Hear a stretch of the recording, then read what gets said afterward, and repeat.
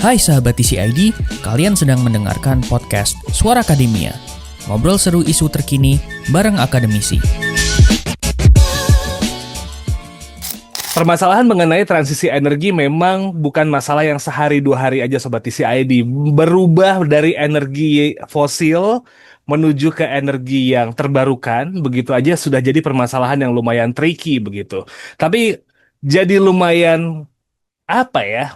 Complicated lagi kalau misalnya kita melihat proses bagaimana peralihan dari penggunaan energi fosil ke energi terbarukan dan ditambahkan kata berkeadilan di situ karena kita bisa ngelihat sendiri nih bagaimana di Indonesia gitu contohnya ya hutan atau mungkin lahan kosong dibabat dan akhirnya jadi ladang sawit begitu. Mungkin yang lagi-lagi dekat-dekat banget belakangan adalah film Pesta Babi yang bisa memperlihatkan bagaimana hutan itu dibabat, dijadikan ladang sawit, terus juga masyarakat adat di sana juga menjadi korbannya. So, di Suara Akademia kali ini kita bakal ngomongin soal paradoks dari transisi energi.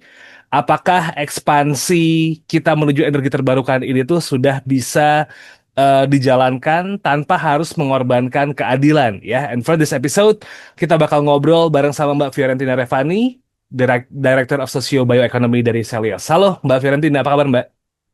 Halo, halo, halo Mas Syarif, halo teman-teman semua. Kabar baik dari sini.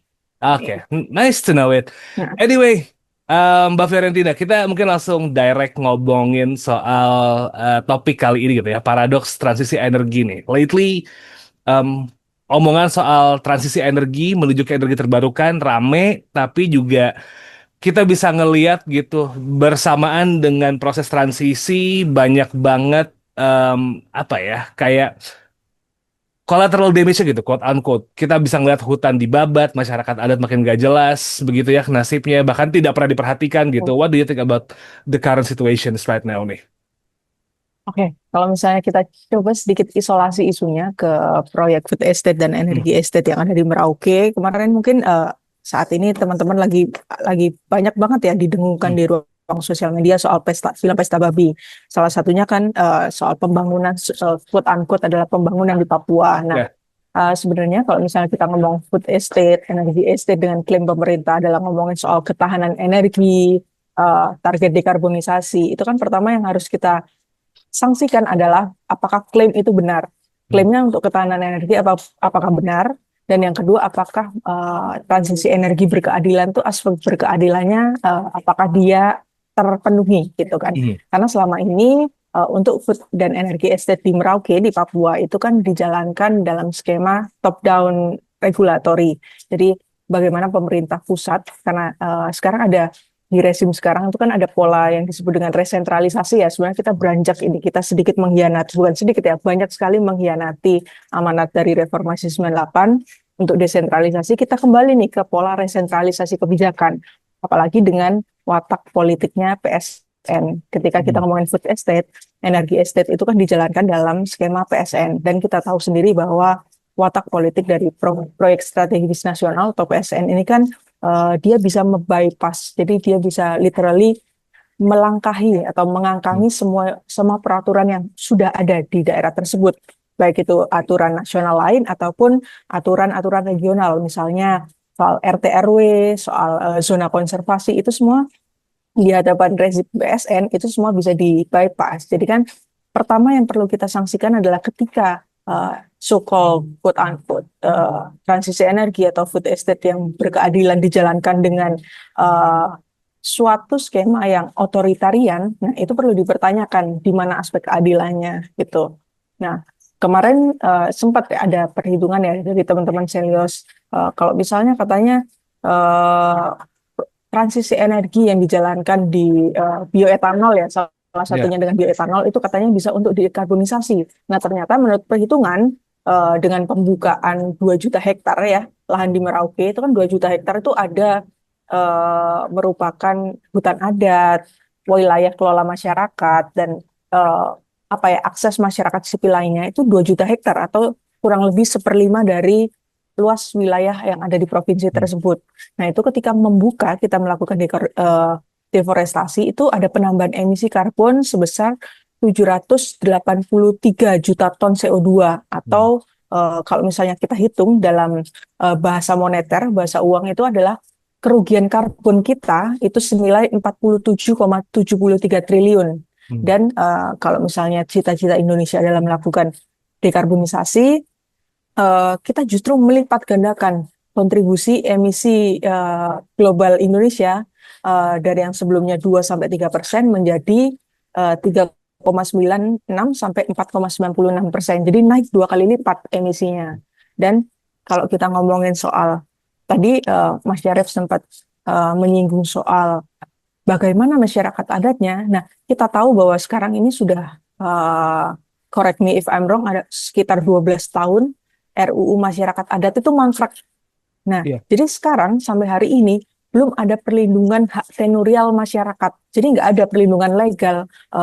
Masyarakat bisa dengan legal bisa mengakses hutannya, mempergunakannya untuk kebutuhan secara sustain, untuk kebutuhan subsisten ya sehari-hari, mengakses kalau orang-orang di Papua sagu, yang itu erat kaitannya dengan daerah aliran sungai dan lain sebagainya, lahan gambut. Nah, selama belum ada perlindungan melalui UU Masyarakat Adat, hak tenurialnya itu yang perlu kita pertanyakan. Belum ada perlindungan, sehingga suatu saat lewat PSN, hak itu bisa saja dicabut sewaktu-waktu oleh negara. Lewat apapun proyeknya, entah proyek energi, proyek pangan, dan lain sebagainya. Kira-kira kayak gitu. Artinya gini nih, ketika statusnya udah PSN, Mbak Vio gitu ya, bener-bener pemerintah bisa ngelakuin apa aja dong. Karena memang ini proyek strategis buat kepentingan bersama gitu, selalu alibinya. Betul. Kayak gitu dong prosesnya. Iya, betul. Jadi ketika PSN itu sudah dilekatkan dalam suatu proyek pembangunan nasional, kan ada banyak sekali watak keistimewaan yang dilekatkan dalam PSN. Salah satunya bisa mengerahkan aparatus keamanan. Jadi kita bisa lihat sendiri banyak sekali penerjunan aparatus keamanan, baik itu polisi ataupun tentara di proyek-proyek food estate dan energi estate. Dan yang kedua adalah pengerahan ruang fiskal. Jadi kalau misalnya kemarin kita lihat biaya untuk 10 tahun food estate, food dan energi estate yang ada di Merauke untuk 2 juta hektar lahan tersebut itu selama 10 tahun itu sekitar 11 miliar USD. Nah, 11 miliar USD selama 10 tahun itu equals dengan 89% subsidi energi di tahun 2026. Jadi kan kalau kita ngelihat ruang fiskal, 89% itu sudah dihabiskan untuk pembangunan ya. Jadi untuk proyek persiapan infrastrukturnya, kayak misalnya pembukaan lahannya, pembuatan pabrik molasenya untuk bioetanol tebu, itu sudah mengambil porsi 8 miliar USD. Jadi kan ruang fiskal kita udah diambil amat sangat banyak gitu lah untuk pembangunan food dan energi estate ini. Sedangkan yang kita tahu ya, bagaimana kontribusinya terhadap masyarakat lokal, penghidupan masyarakat itu kan amat sangat rendah. Teman-teman bisa lihat di film-film Pesta Babi ataupun ya saya sendiri pernah ke Merauke, pernah ke Bovendigul dan lain sebagainya, dan melihat sendiri bagaimana proyek pembangunan yang dilakukan secara top down lewat PSN ini akhirnya meminggirkan masyarakat dari akses terhadap lahannya sendiri, kayak gitu kira-kira Mas. I see. Nah, kalau kita berbicara tadi soal peminggiran masyarakat adat dan juga uang yang lumayan banyak beredar di situ tadi sampai 8 miliar US dollar gitu. Bahkan tadi kalau ngomong soal percentage, 80-an% dari subsidi energi bisa keserap di situ. Meanwhile, paradoks yang sering muncul dan problem yang sering muncul, daerah yang di quote unquote dipakai gitu ya untuk diambil dan juga menghasilkan komoditas biofuel, itu tuh justru malah ngalamin energy poverty nih, Mbak Fiorentina gitu. Tingkat kelistrikan rendah, BBM eceran di sana mahal gitu. Kenapa ya justru malah daerah-daerah yang biasa diserot gitu, quote unquote kayak dipakai gitu daerahnya, malah mereka yang kesusahan begitu. Kita tahu sendiri lah di Papua kasusnya seperti apa BBM di sana, meskipun ada pembelaan bahwa sekarang BBM bisa satu harga dan yang lain-lain ya. Tapi banyak banget case-nya malah orang-orang yang di daerah tambang atau mungkin daerah-daerah yang dijadikan PSN itu justru malah kesusahan di daerah sana tuh. Kenapa bisa kejadian, Mbak? Tentu saja kita harus kembali menggugat paradigma pembangunan kita sebenarnya, paradigma pembangunan nasional. Karena selama ini wilayah penghasil, dalam konteks ini kita bisa bicara Bovendigul atau Merauke, itu kan selama ini daerah penghasil tuh hanya diposisikan hanya sebagai tempat produksi bahan mentahnya. Mhm. bukan sebagai pusat distribusi dari manfaat ekonominya. Jadi kue ekonominya tuh pada akhirnya diekstrak. Ya, ini kan kita balik lagi ngomong ke model pembangunan ekonomi ekstraktif ya. Ya. Jadi mengekstrak. Jadi ada ditempatkan suatu daerah itu hanya sebagai lokus produksi, tempat produksi yang diekstraksi habis-habisan untuk menghasilkan bahan mentah sehingga nanti distribusi ekonominya tapi nggak mengalir ke daerah tersebut, mengalirnya ke pusat. Jadi kalau misalnya kita lihat bagaimana timpangnya dana bagi hasil ya DBH Ya. SDA antara pusat dan daerah, kita kan bisa melihat ketidakadilan kue ekonomi, bagaimana pada akhirnya daerah hanya dapat apa ya asem-asemnya aja, peminggiran, deforestasi, marginalisasi masyarakat adat, sedangkan dana ekspor impor, dana bagi hasil yang lebih besar itu dapatnya di pusat gitu. Jadi ada kalau misalnya kita ngomong ke OPD teknis yang ada di daerah, semua pemerintah daerah yang setidaknya pernah saya temui itu sekarang lagi berteriak Ya. soal dana bagi hasil SDA. Jadi karena amat sangat timpang. Seluruh kerusakan itu ditanggung oleh masyarakat ataupun pemerintah daerah, sedangkan kue ekonominya mengalir ke korporasi besar. Kalau misalnya dalam konteks Merauke Food Estate kan kita bisa lihat kemarin di riset Selios sempat memetakan ada dua pemain korporasi besar. John Lin punyanya Haji Isam. Kemarin mungkin teman-teman bisa lihat ya berapa 2.000 ekskavator atau 2 juta ekskavator ya yang dibeli Haji Isam dari China. Terus juga First Resource punyanya Fangiono Family. Nah, sebagai mega korporasi, tentu mereka kan punya akses terhadap modal, izin konsesi, punya kedekatan politik, jadi punya modal politik. Nah, ketika saya sebagai masyarakat adat, misalnya masyarakat adat Papua, harus face to face dengan mega korporasi, tentu saja posisi politik saya, posisi ekonomi saya akan amat sangat timpang. Jadi ada ketidakadilan itu secara akses. Jadi mega korporasi kayak John Lin ataupun Feng Yuna Family itu kan punya kapasitas untuk mengendalikan rantai produksi dari perkebunannya, logistiknya hingga distribusi energi gitu. Nah, ini salah satu, ini cerita dikit ya Mas Ya. Curcol. Nah, selain ini pola ini amat sangat mudah kita temui bagaimana pada akhirnya energi poverty itu timbul hampir di semua proyek energi di seluruh wilayah administratif Indonesia. Contohnya di 2024 saya sama tim-tim Selios itu dan beberapa teman-teman wali gitu sempat ke Kalimantan Tengah. Di situ tuh ada proyek pembangunan yang namanya HTE, hutan tanaman energi. Katanya hutan. Padahal itu adalah kebun kayu yang kayunya nanti dipanen, dicacah untuk nyuplai ke PLTU. Jadi nanti dioplos dengan batu bara. Itu terbesar di Indonesia konsesinya.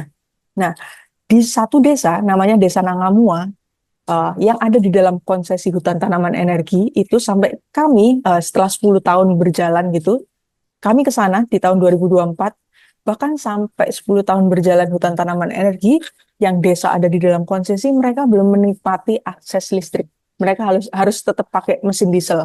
Nah, itu kan contoh yang amat sangat mudah kita kill bahwa sebenarnya energi poverty di dalam proyek pembangunan ini polanya udah banyak terjadi di tempat lain. Nah, kenapa pemerintah dengan secara gegabah mau mereplikasi pola-pola tersebut gitu di Papua? Apalagi Papua kan secara geografis ada di bagian amat sangat timur ya dari wilayah administratif Indonesia dengan pola apa ya coverage media yang terbatas. Jadi akses publik untuk memonitoring pembangunan yang ada di Papua gitu, proyek-proyek yang ada di Papua itu kan sebenarnya lebih sedikit. Jadi kayak misalnya kita bisa lebih gampang menemukan informasi ada tabrakan kereta di Jakarta daripada ada pembunuhan masyarakat adat yang ada di Papua gitu sebenarnya. Oke.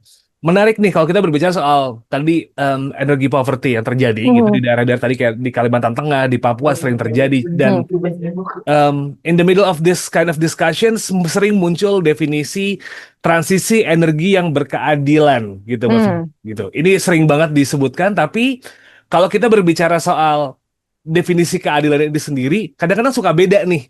Ada satu pihak yang bilang oh semuanya harus sama rata. Jadi semuanya harus ngerasain sama atau bagi bagian uangnya kudu bener-bener fair nih, yang bener-bener Hmm. semuanya dapatnya sama. Tapi konsep berkeadilan ini sendiri sebenarnya kalau misalnya kita bisa sharing gitu ke sahabat TCID yang lagi Hmm. dengerin, sebenarnya berkeadilan tuh yang beradil yang kayak gimana sih? Mungkin bisa dijelasin. Adil, yang pertama adalah memastikan bahwa masyarakat yang ada di daerah itu punya akses terhadap ekonomi yang sekarang sedang dilakukan. Jadi setidaknya ketika ada intervensi suatu proyek, proyek pembangunan apapun itu di suatu daerah, saya sebagai masyarakat itu tidak mengalami penurunan aktivitas atau tingkat ekonomi dari keadaan saya sekarang. Nah, misalnya sekarang saat ini masyarakat di Papua, kalau misalnya kita melakukan valuasi secara ekonomi, oke lah, eh, mereka pertama akan tergusur dari wilayah, bukan hanya rumahnya ya, tapi wilayah kelola. Jadi kan Oke. selama ini masyarakat, apalagi masyarakat adat di Papua itu kan punya wilayah jelajah. Bagaimana akhirnya bahan-bahan pangan, terus obat-obat, tanaman obat gitu kan, didapatkan dari hutan mereka. Nah, ketika hutan itu habis karena dikonversi untuk proyek pembangunan, akhirnya mereka kan tidak punya lagi akses terhadap bahan pangan sehingga harus beli, tidak punya akses lagi terhadap obat-obatan, tanaman obat, tanaman herbal, sehingga mereka harus bergantung dengan obat-obatan pabrikan. Mereka tidak punya akses lagi terhadap air yang selama ini mereka dapatkan secara gratis dengan air di lahan-lahan gambut gitu, sehingga mereka harus beli bergantung dengan PDAM. Nah, selama ini kan itu kalau dalam ilmu ekonomi kan disebut dengan eksternalitas negatif ya. Jadi economic burden, jadi beban-beban ekonomi yang selama ini tidak dilihat, tidak dihitung. Ketika ngomongin pertumbuhan ekonomi kan semua ngomongin PDB, PDRB. Ya. Tapi ada banyak sekali nilai eksternalitas negatif yang belum dimasukkan dalam pembangunan, dalam perhitungan pembangunan ekonomi. Misalnya bagaimana masyarakat mengalami risiko penyakit sehingga kunjungan ke rumah sakit makin tinggi. Nah, selama ini kunjungan ke rumah sakit kan harus ditanggung oleh masyarakat sendiri lewat kantong personal gitu ya, kantong pribadi. Kan selama ini tuh nggak masuk dalam perhitungan ekonomi. Terus bagaimana mereka akhirnya harus beli air, karena selama ini air gratis tiba-tiba harus beli. Ya. Banyak sekali maksudnya kalau misalnya kita ngomong soal valuasi ekonomi, banyak sekali yang valuasi jasa lingkungan yang diabaikan oleh pemerintah ketika men-set up suatu pembangunan di suatu wilayah. Gitu kira-kira. Oke, jadi memang nggak cuman kayak perkara, oh tanahnya mau dibeli nih, kita hitung per meter berapa ya, biar akhirnya bisa dibagi-bagi sendiri, bukan bukan hal yang kayak gitu ya, Mhm. dari unsur keadilan ya. Bukan, iya. Oke. Jadi nilai ekosistem, nilai sosial itu kan juga harus divaluasi. Maksudnya itu harus diperhitungkan. Misalnya gini, dalam suatu peranata sosial di masyarakat selama ini kayak teman kami kemarin di Halmahera ya. Halmahera kan sekarang lagi semua dijejali dengan konsesi tambang dan industri pengolahan untuk nikel. Nah, ada peranata sosial di mana dulunya masyarakat itu untuk bangun rumah itu akan bergotong royong gitu. Hmm. Jadi urun tenaga satu sama lain. Ketika struktur sosialnya rusak karena intervensi tambang dan industri pengolahan smelter atau smelter nikel, pada akhirnya masyarakat ketika bangun rumah itu harus mengeluarkan uang untuk bayar tukang, untuk beli material. Nah, itu kan kos sosial yang selama ini nggak pernah tertangkap, nggak Ya. pernah masuk dalam kalkulasi ekonomi. Jadi kayak gitu sebenarnya. Oke, tapi kan selama ini kalau kita ngomongin paradoks diskusi tentang transisi energi ya, biasanya kita cuma didorong bahwa fosil akan habis, habis, habis, habis, dan habis gitu.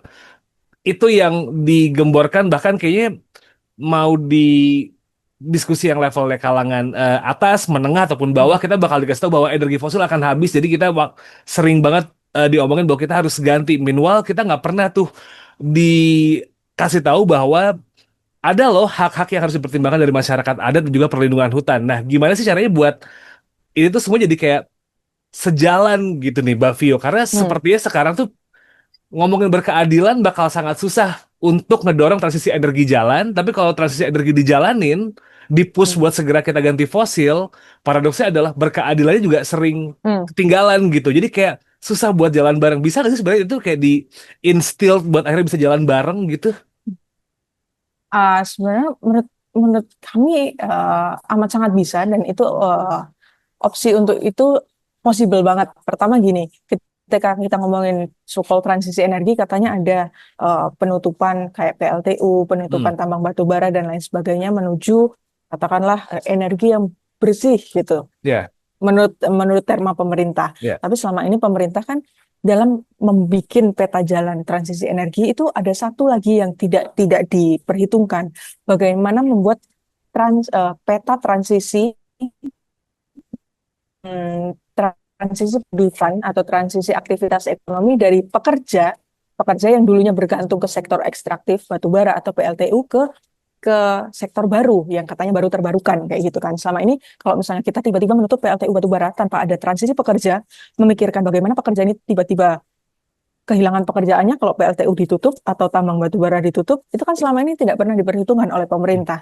Jadi transisi pekerja itu sebenarnya salah satu yang perlu diperhitungkan atau perlu dibuat roadmap transisi pekerja secara rigid sehingga ketika ada proses transisi energi jangan sampai masyarakat itu jadi korban dua kali. Jadi kalau misalnya kita ngomongin PLTU itu kan banyak sekali yang bergantung ya ke suatu PLTU, misalnya dari pekerjanya ataupun warung-warung, misalnya katakanlah warung-warung atau kos-kosan yang ada di sekitar PLTU yang selama ini konsumennya adalah pekerja PLTU. Itu kan juga terdampak sebenarnya meskipun secara tidak langsung ketika ada penutupan PLTU. Itu pertama.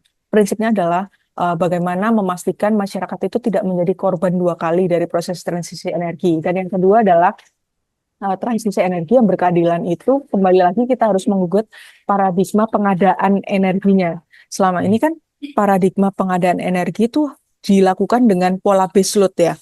Kapasitas besar, terkonsentrasi, ada di suatu wilayah yang dikorbankan sehingga wilayah lain itu bisa menjadi lokus konsumsi, bisa mengkonsumsi gila-gilaan. Nah, misalnya karena kita tinggal di Jabodetabek ya Mas ya, kita bisa lihat bahwa konsumsi energi Jakarta itu kan amat sangat rakus, amat sangat tinggi.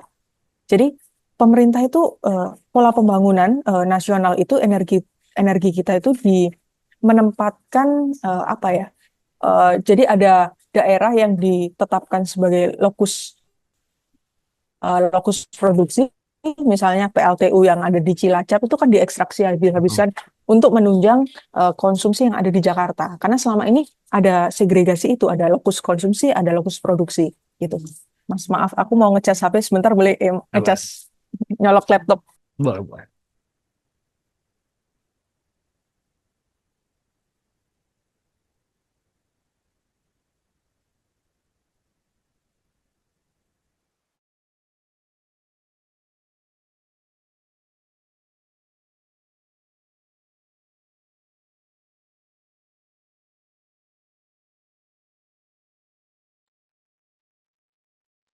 Oke, gitu.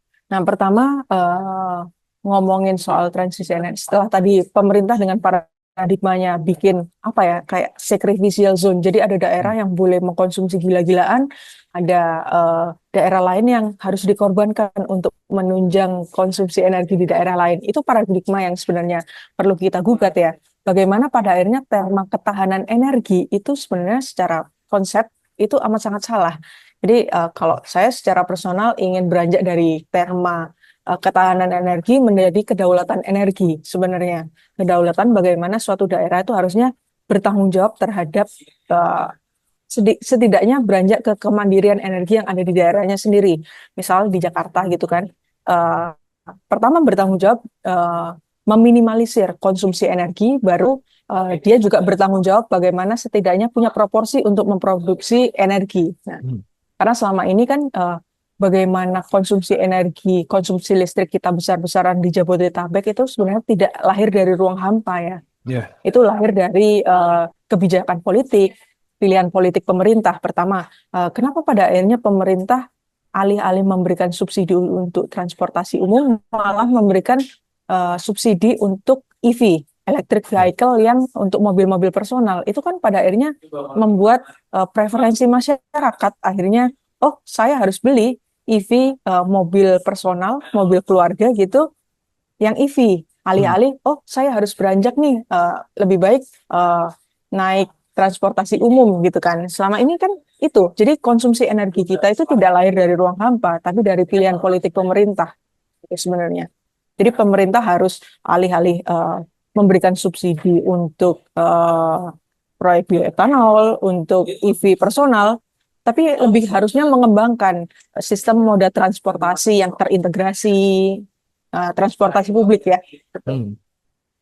Tapi kalau kita berbicara soal transisi energi berkeadilan nih Mbak, kadang-kadang kan perhitungannya selalu kita ngomonginnya ekonomi dan juga social conditions ya di masyarakat begitu. Kadang-kadang ada dampak-dampak lingkungan yang sering dijadikan diskusi dan juga perdebatan gitu. Karena biasanya dikalkulasi kayak misalnya emang iya ya gitu. Kalau misalnya nih, let's say emisi yang dihemat di kota dengan transisi energi itu tuh sebanding dengan emisi yang dilepas akibat deforestasi. Nah, itu sering banget muncul di diskusi-diskusi di luaran sana gitu. Nggak cuma di online ataupun juga di offline pun juga sering muncul. What do you think about this kind of statement nih, Mbak Vio? Nah, kan kemarin saya sempat bikin riset ya, kalau 2 juta hektar itu dibuka, itu berapa keluaran energinya? Keluaran energinya sekitar 783 juta ton CO2 equals ya. Jadi itu dengan misalnya kita ngomongin soal berapa sih proporsi emisi yang dihasilkan dari transportasi, sektor transportasi gitu ya, transportasi umum. Nah, kita bisa komparasikan. Kalau misalnya kita melihat data, nanti bisa dikulik lebih dalam, itu amat sangat jomplang sebenarnya. Pembukaan lahan yang ada di Merauke itu, apalagi karena secara geografis itu adalah lahan gambut, itu kan keluaran energinya amat sangat besar gitu, dan itu tidak sebanding dengan penghematan energi yang ada di kota sebenarnya. Apalagi di kota juga ada keluaran emisi lainnya lewat industri, pabrik-pabrik gitu ya, juga sektor transportasi, sektor rumah tangga. Sehingga kalau kita ngelihat sebenarnya apa yang dilakukan pemerintah lewat energi estate, food estate yang ada di Merauke, di Papua ini sebenarnya cuma memindahkan sektor emisinya dari kota ke desa gitu. Bukan beranjak secara radikal untuk mengurangi emisi gitu. Oke, jadi sebenarnya kalau misalnya ngelihat dengan cara yang seperti itu, transisi energi yang diharapkan untuk mengurangi emisi jadi kayak cuman jargon doang dong, bisa dibilang. Jargon. Oke. Betul sekali. Bukan kalau kami melihat kami coba pakai terma tirai hijau. Jadi ini adalah tirai berwarna hijau yang digunakan pemerintah untuk menutup hal-hal hitam yang ada di baliknya. Jadi transisi energi pada ini adalah terma yang digunakan untuk memoles citra sebenarnya. Kalau misalnya kita ngomong soal proyek food estate dan energi estate ini, kue ekonominya kan sebenarnya pertama digunakan untuk menyuplai kebutuhan industri yang pertama, bukan untuk elektrifikasi masyarakat Papua. Dan yang kedua, kue ekonominya dinikmati oleh korporasi besar, alih-alih oleh masyarakat adat gitu kan. Dari 2 hal ini saja kita bisa lihat bahwa memang ini digunakan untuk industri, bukan untuk masyarakat, kue ekonominya gitu. Sehingga transisi energi pada akhirnya, energi hijau akhirnya digunakan untuk memoles citra yang awalnya untuk bisnis orang perseorangan, mega korporasi, dengan balutan transisi energi, seolah-olah ini untuk kemaslahatan publik gitu. Kira-kira kayak gitu, sehingga itu menjustifikasi untuk pengerahan aparat, pelepasan lahan, dan lain sebagainya. Kira-kira kayak gitu. Oke. Tapi kalau misalnya kita berandai-andai nih ya, kita tetap mau menjalankan transisi energi gitu. Dan tujuan utamanya memang kita mengurangi emisi nih kan, memang kita harus di 2050 atau 2060, correct me if I'm wrong, net zero emissions kan ya. Energi alternatif apa ya yang bisa dipakai dan lebih masuk akal buat diterapin di situasi Indonesia sekarang dibanding kita buka hutan baru terus nanemin sawit yang menurut petinggi negara tetap aja pohon gitu. Kita kudu beralih kayak gimana nih? Pertama gini, karena tadi saya sudah bilang soal menggugat paradigma baseload energi yang dibangun dalam skema baseload, karena selama ini kan energi selalu gitu kan, terkonsentrasi besar. Nah, harusnya pertama gridnya itu lebih mikro. grid-nya mikro dan mengandalkan potensi lokal sebenarnya. Pertama, bagaimana kalau dalam energi selama ini kan dimonopoli oleh PLN ataupun PPA ya, Power Purchase Agreement lewat IPP gitu kan. Eh, Bagaimana pada akhirnya kalau kita ngomongin energi, bagaimana pada akhirnya membuat masyarakat ini menjadi bukan hanya objek, tapi subjek. Jadi mereka pemilik sekaligus penentu. Nah, itu tentu saja hanya bisa dilakukan ketika energi itu mikro berdasarkan potensi lokal dan dikelola oleh komunitas. Nah, kemarin kan kita sempat beberapa kali ya dalam 2026 ini dengar cerita soal blackout di mana-mana gitu kan. Yeah. Itu kan artinya sistem energi kita, grid energi kita itu amat sangat rentan ketika hanya bergantung ke satu baseload. Nah, ketika misalnya pengadaan energi itu dilakukan dalam skala komunitas, berdasarkan potensi lokal gitu kan, potensi yang ada di daerah tersebut, tentu saja kan sistem energinya lebih reliable dan lebih tidak rentan, less fragile gitu kan. Misalnya kita bisa lihat salah dua yang dipropose yang dinilai bersih adalah PLTS dan mikrohidro. Jadi bagaimana kalau PLTA skala besar itu kan tetap membendung aliran sungai, sedangkan untuk mikrohidro itu kan menggunakan aliran sungai yang existing gitu kan, sehingga bisa dalam skala pemenuhan energi itu bisa menyuplai dalam skala beberapa desa saja. Tapi kan desa lain bisa menggunakan energi lain gitu. Jadi ada diversifikasi sebenarnya. Jadi kalau misalnya kita ngomongin transisi energi, salah tiga keyword yang harus di mining adalah pertama berbasis komunitas, terdiversifikasi, dan yang ketiga membuat masyarakat sebagai subjek energinya gitu. Oke, jadi sebelum kita ngomongin sumber energi mana yang mau kita pakai, cara berpikir kita mau transisi ini jauh lebih penting dong, karena sering salah di situ ya, Mbak Virtin, ya. Paradigma, betul sekali paradigmanya. Jadi kan selama ini kalau salah satu misalnya kita ngomongin di Jakarta, banyak sekali sebenarnya potensi untuk pengadaan energi gitu kan. Daripada kita harus bergantung ke daerah-daerah lain, daerah penyangga, katakanlah daerah penyangga, PLTU yang ada di daerah di Cilacap, di mana Pelabuhan Ratu yang untuk menyuplai Jakarta yang itu amat sangat rentan. Kenapa kita tidak membuat PLTS atap misalnya? Bagaimana pada akhirnya PLTS itu dilakukan secara kecil-kecil, itu diinstalasi di misalnya gedung parkiran terbuka gitu, area parkiran terbuka, atau ada di atap halte Transjakarta, ada di atap jembatan penyeberangan orang dan lain sebagainya, sehingga efeknya itu efek multiplier-nya itu kan banyak sekali. Kalau misalnya kita ada di PLTS atap, pertama dia sebagai fungsi energi, pengadaan energi karena bisa menghasilkan listrik. Yang kedua juga menaungi sebagai atap gitu, bisa menaungi, meneduhkan, dan yang ketiga juga mengurangi faktor heat island, jadi faktor panas gitu kan. Jadi banyak sekali ketika kalau peribahasanya itu sekali mendayung 2-3 pulau terlampaui kalau misalnya kita menginstalasi menginstalasi PLTS atap di Jabodetabek, banyak sekali potensinya gitu. Tapi kan lagi-lagi ini semua adalah kembali ke pilihan politik pemerintah. Toh pada akhirnya pemerintah sekarang lebih menggunakan 89%, mengalokasikan 89% APBN itu untuk subsidi ke proyek bioetanol daripada membangun sistem energi yang lebih berdasarkan potensi daerah dan berkeadilan kayak gitu. Oke. Kalau udah ngomong soal paradigma dan lain-lain, memang akhirnya itu yang bakal jadi kunci, apakah transisi energi yang bakal dilakukan Indonesia bakal berkeadilan atau enggak dan bakal berjalan dengan baik apa enggak ya.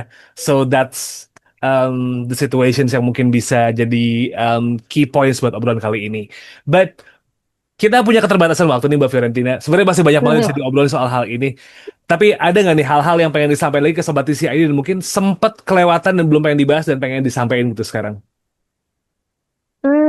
Yang pertama adalah banyak banget ya Mas ya. Kira-kira yang pertama adalah ngomongin transisi energi itu amat sangat mustahil ketika nggak ada perlindungan hak tenurial masyarakat. Nah, itu yang pertama adalah bagaimana pada akhirnya UU masyarakat adat itu kalau kata orang adalah selemah-lemahnya iman gitu dalam transisi energi. Minimal masyarakat dilindungi dulu akses terhadap ruang hidup dan penghidupannya. Baru kita ngomongin transisi energi bla bla bla bla bla gitu. Itu yang pertama. Dan yang kedua, kayaknya kita perlu lebih banyak menggaungkan soal bagaimana pertumbuhan ekonomi itu tidak hanya dibatasi dari output ekonomi yang kalau kata pemerintah kan PDB gitu ya, bahasa-bahasa ekonomi gitu kan. Ya. Jadi lebih banyak sebenarnya komponen-komponen yang perlu kita baca. Misalnya kalau kita ngelihat ya, pertumbuhan ekonomi di Maluku Utara itu kan salah satu yang amat sangat tinggi ya gitu ya. 39% di kuartal 2 tahun 2025. Pertumbuhan ekonomi 39% itu pertumbuhan ekonomi yang amat sangat tinggi dan kayaknya paling tinggi sedunia akhirat. Jadi nggak ada lagi pertumbuhan ekonomi. Jadi pertumbuhan yang amat sangat tinggi. Tapi kalau misalnya kita melihat mengkomparasikan data lainnya gitu, tingkat orang miskin gitu, jumlah orang miskin secara absolut dalam 1 tahun itu meningkat sebesar 3.000 kepala. Ya. Jadi bagaimana membaca ada pertumbuhan ekonomi 39%, tapi ada banyak sekali pertumbuhan penambahan jumlah masyarakat miskin sebesar 3.000 kepala. Itu yang perlu kita baca. Jadi ketika kita melihat pertumbuhan ekonomi itu nggak bisa secara cherry picking ya. Kita perlu lihat lanskap yang lebih luas. Kira-kira kayak gitu sih, Mas. Oke, hopefully apa yang dicita-citakan untuk bisa mencapai net zero emissions Indonesia dan juga penggunaan energi bersih bisa berjalan dengan baik gitu ya. Yang melaksanakan mau buka telinga, mau dengerin apa yang kita omongin gitu dan everything is running well. Kalau kayak gitu, Mbak Fiantina Revani, thank you so much for the time buat ngobrol kali ini bareng sama The Conversation Indonesia. Dan forget, Sobat Isi ID, cek sosial media kami di @conversationidn, dan kalau misalnya emang mau tahu update dari teman-teman Selios, cek aja di Instagram Selios_ID. Ada yang menarik, report soal PLTU juga ya. Itu PLTU ya kayaknya. Bisa di-spill dikit yang terakhir ya, Toxic 20 kalau nggak yang salah. mana? Yang Toxic 20. Jadi Toxic 20 itu sebenarnya kemarin adalah kolaborasi riset antara Selios, Trend Asia, ada Krea, dan banyak sekali teman-teman di daerah, misalnya teman-teman Kanopi Hijau di Bengkulu. Nah, kami coba, karena selama ini peta jalan transisi energi itu kan porsi besarnya adalah dari keadaan dananya. Jadi ada dana baru dipensiunkan PLTU-nya. Nah, kami coba kalau pemerintah nggak punya peta jalan yang ajak, yang rigid, kami coba propose. Pemerintah mau dengar nggak? Ini udah teknokratis banget. Kami udah menghitung dari jumlah tenaga kerja yang hilang, jumlah potensi kesehatan, jumlah angka mortalitas gitu kan, angka mortality rate dan lain sebagainya. Ini udah teknokratis banget dokumennya kami sediakan, kami propose. Kalau misalnya pemerintah katanya ada efisiensi untuk riset ya di 2025-2026 ada efisiensi gitu.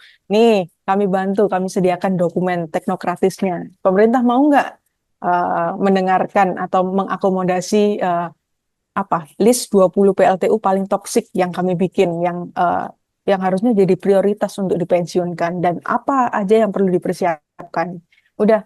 Karena selama ini kan katanya NGO atau lembaga-lembaga riset itu dibilang kontra pembangunan ya, gitu. Narasi pemerintah ini kurang mendukung pembangunan. Apa nih, kami sediakan dokumen teknis banget, teknokratis banget untuk membantu pemerintah. Jadi pemerintah nggak perlu mengeluarkan budget lagi untuk riset gitu, karena kami sudah sediakan. Tinggal apakah mau punya kemauan politik untuk mengakomodasinya atau enggak gitu, kira-kira. Langsung aja dicek ya, Sobat Isi ID, selios.co.id atau di Instagram selios_ID. Itu ada linknya buat download report-reportnya mereka. Kalau nggak salah rilisnya baru di bulan Mei ini juga, jadi menarik buat dibaca. So, it's a wrap for this episode. Thank you so much for listening. Don't forget to subscribe Suara Akademia di Spotify dan juga Apple Music, dan juga subscribe The Conversation Indonesia di YouTube channel. Saya Muhammad Syarif signing out. I'll see you next episode, Sobat Isi ID. Have a nice day and wassalamualaikum. Suara Akademia. Ngobrol seru isu terkini bareng akademisi.